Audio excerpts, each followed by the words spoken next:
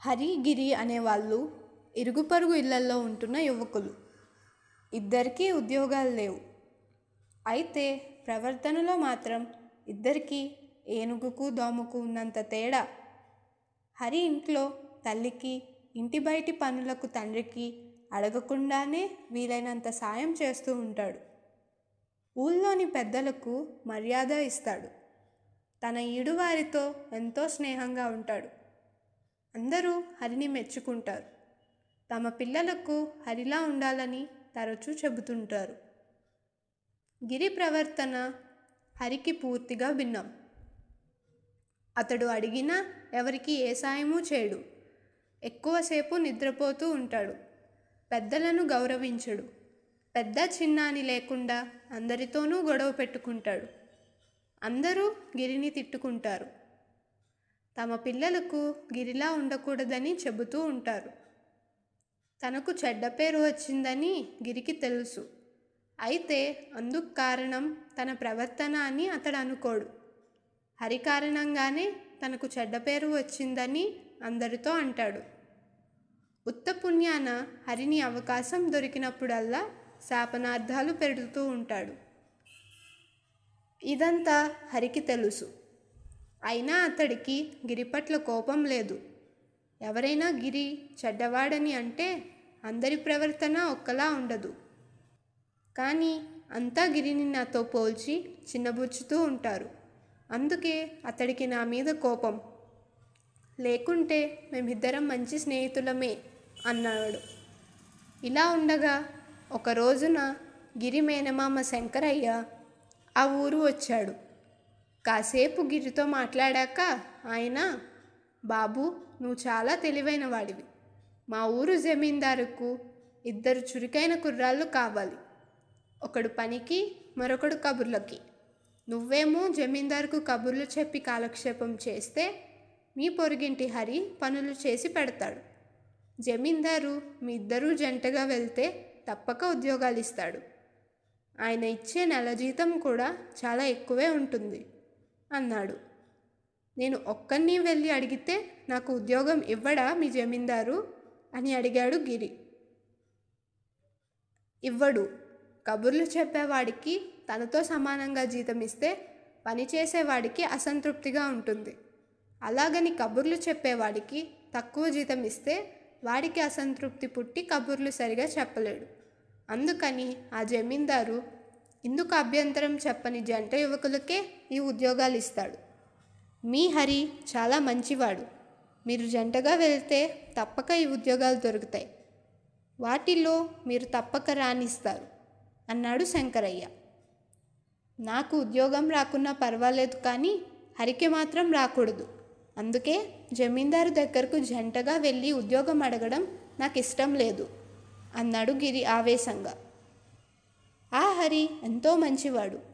అతడంటే ఎందుకురా నీకంత కోపం అని అడిగాడు శంకరయ్య. వాడు మాయగాడు. తను మంచివాడినని అందరినీ ఇట్లే నమ్మిస్తాడు. వాడితో పోల్చి అంతా నన్ను చెడ్డవాడనుకోవాలని వాడి ఉద్దేశం. అందువల్ల నేను పైకి వచ్చినా రాకున్నా వాణ్ణి మాత్రం పైకి రానివ్వను అన్నాడు గిరి. శంకరయ్యకు తన మేనల్లుడి ఓర్వలేని గుణం అర్థమైంది. ఆయన ఆ రోజే వెళ్ళి హరిని కలుసుకొని విషయం చెప్పి, మీ ఇద్దరికీ ఇది చాలా మంచి అవకాశం. నువ్వెలాగో గిరికి నచ్చజెప్పే ప్రయత్నం చేయి అన్నాడు. ఇందుకు హరి సరేనని ఆ సాయంత్రం గిరి వద్దకు వెళ్ళాడు. అతడు హరి చెప్పిందంతా శ్రద్ధగా విని, ఆ జమీందారు మంచివాడు కాదని వాళ్ళు వీళ్ళు అనుకుంటూ ఉండగా విన్నాను. ఆయన మన ఇద్దరికీ పని ఇచ్చిన తర్వాత కొన్నాళ్లకు నన్ను పనులు చేయమంటాడు. నిన్ను కబుర్లు చెప్పమంటాడు. నేను పనులు సరిగా చేయడం లేదని, నువ్వు కబుర్లు సరిగా చెప్పడం లేదని తిట్టడం మొదలు పెడతాడు. అందుకే ఆ ఉద్యోగాలు వద్దన్నాను అన్నాడు. ఇదంతా నీ ఊహ అని నాకు అనిపిస్తున్నది.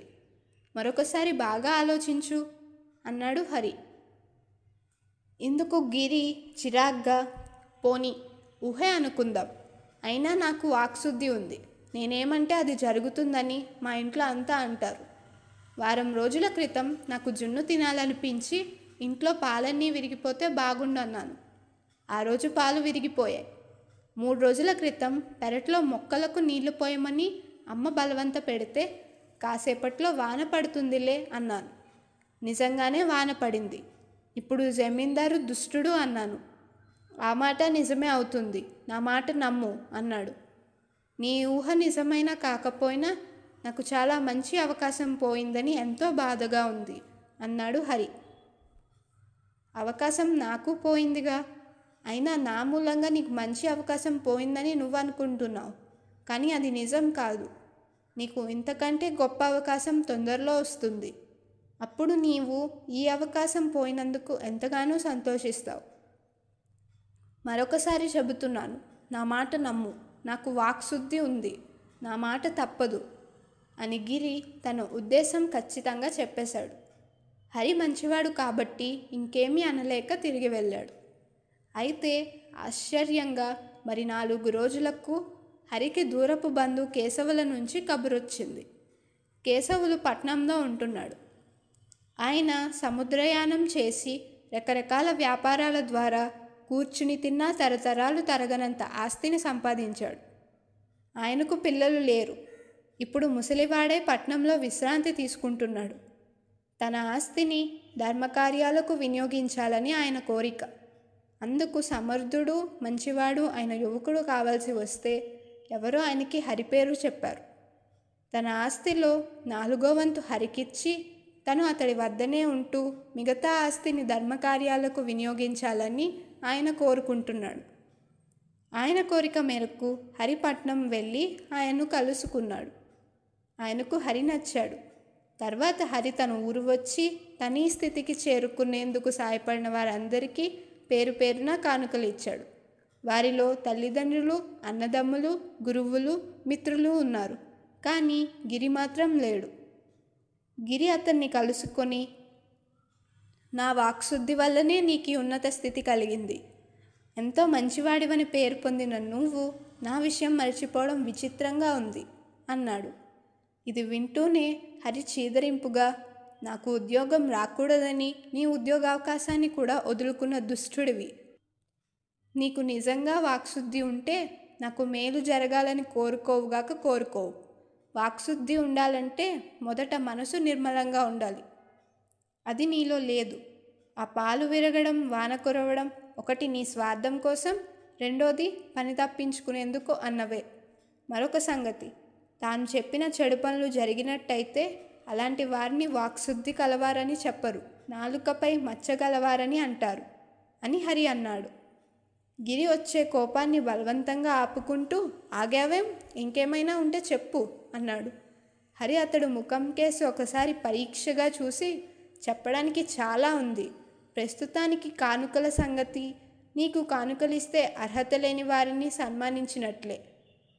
అది నేను సన్మానించిన మిగతా వారికి చిన్నతనం. కాబట్టి నేను నీకోసం ఏ కానుక తేలేదు అన్నాడు. ఈ జవాబుతో గిరి మారు మాట్లాడాక తల వంచుకొని అక్కడి నుంచి మౌనంగా వెళ్ళిపోయాడు. పిల్లలు, కథ విన్నారు కదా. ఒకవేళ ఈ కథ మీకు నచ్చినట్లయితే నా ఛానల్ని సబ్స్క్రైబ్ చేయండి. ఇంకా ఈ వీడియోని లైక్ చేయండి. Thank you for watching.